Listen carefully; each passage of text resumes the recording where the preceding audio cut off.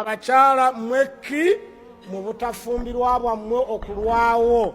Era njagala mbabuulire muwendo gw'abakyala mungi nnyo oguli mu sosoyate nga tegulina baami, nga ffenna twali guwasizza ne tugukendeezaako.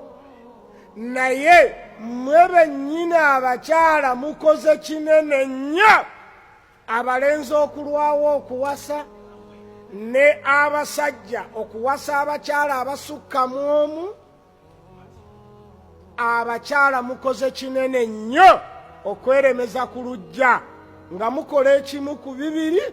Ekisooka kweteeka mu bulamu nga mumaze okutegeera nti gye mubwagala tebukola ki, tebuliiyo, tebabusobola, ate be baliwo. Njagala mbabuulire n'ababi gwe wazaala asinga Nnalulungi ataliwo.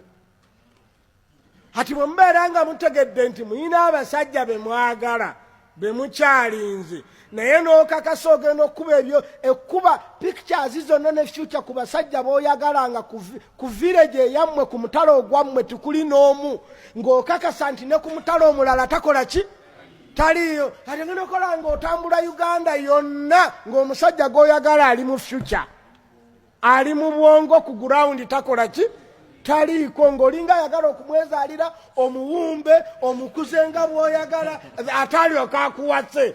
Please my dear, omuntu yenna buli lwabeerako ne kyatunda, buli lwalaba ng'obudde bugenda akendeeza ku bbeeyi, omuwendo agusala.